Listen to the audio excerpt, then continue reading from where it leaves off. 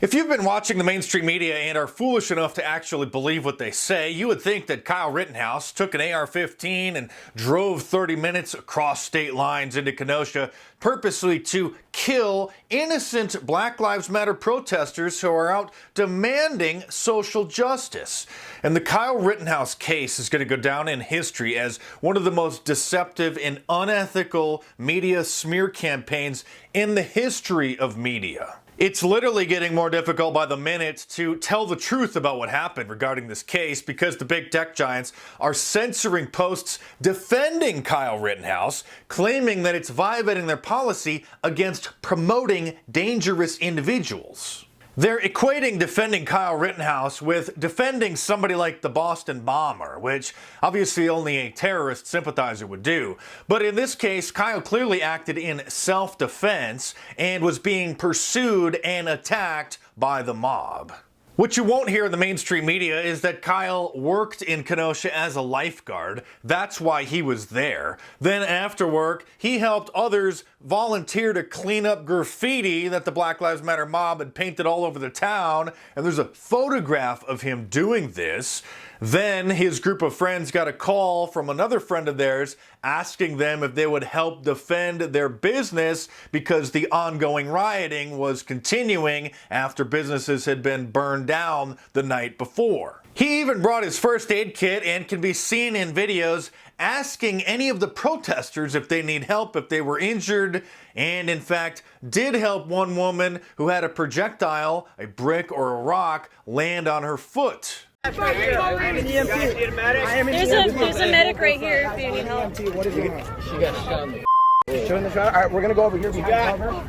He wasn't there to cause trouble or instigate. He was there to try to help keep the peace, since obviously the local authorities couldn't do that.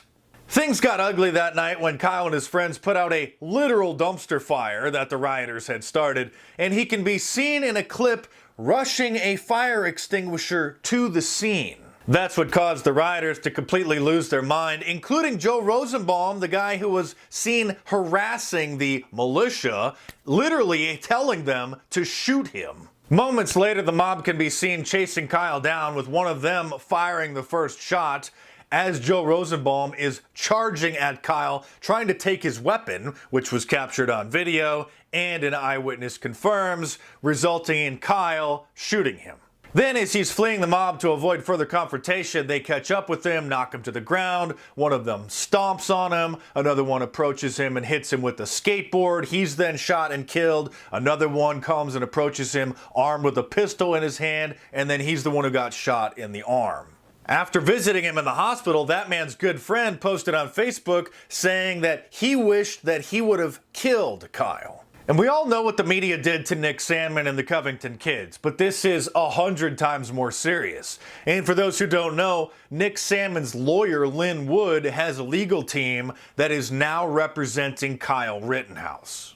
And he's been defamed in the media even more than Nick Sandmann, with members of Congress like Ariana Presley calling him literally a white supremacist terrorist.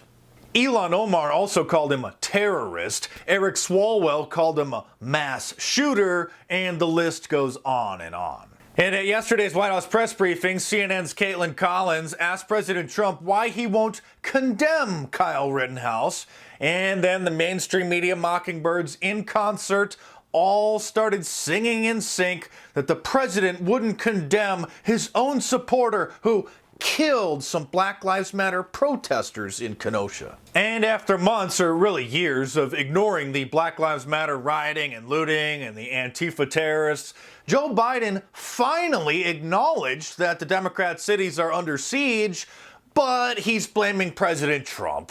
It's showing up in the focus groups and in the polls, and it's making the Democrats look really bad. So they do what they always do. They're blaming others what they themselves are guilty of. It's the Democrat mayors of these cities and the Democrat governors of these states which continuously refuse to stamp down the violence and continuously refuse to allow President Trump to send in the National Guard or other federal officers to help keep the peace. In fact, on the very day that the mayor of Portland posted on social media that he proudly turned down President Trump's repeated offers to help, the mob came to his own apartment and chained themselves in the lobby and started demanding that he cut the police force by 50%. Beware that if you post any of the Kyle Rittenhouse memes on social media, you're going to likely get suspended. And his lawyer rightfully said that he would become an American symbol, but you can't talk about that. People are also writing songs about Kyle Rittenhouse. You may be able to find them on YouTube. Some of them are called the Kenosha Kid or the Kenosha Kid Ballad, and those are getting taken down too for violating YouTube's policies. Oh, by the way, multiple people set up GoFundMe pages for him, and some of them raised a significant amount of money, but GoFundMe shuts them all down. He's not even allowed to fundraise for his defense team. And Coulter was briefly suspended from Twitter for defending him, as was Cassandra Fairbanks, a reporter for the Gateway Pundit, and I'm sure many, many others. So we're in uncharted territory. We have a young man who defended himself against an angry mob, who was arrested before the DA even saw any of the evidence, which clearly shows it was self-defense. You're not allowed to say that it was self-defense. You're not allowed to fundraise for him. You're not allowed to say anything good about him at all. And CNN and MSNBC and all the rest are so deceptive, so evil, that they're claiming that this kid went there specifically because he just wanted to harm Black Lives Matter protesters. It's going to get more intense every day as the election approaches, and then after the election, it's going to get even more intense no matter what happens. President Trump, win or lose, they're still going to go completely nuts. This is going to be a big problem for some time. So be careful out there, guys, because we are in the midst of an attempted Marxist revolution. And if you want to support the police and support my channel, go to markdice.com or click the link in the description below and order my Cops Lives Matter shirt. But wear it at your own risk and be smart about where you go wearing that shirt or any of my designs.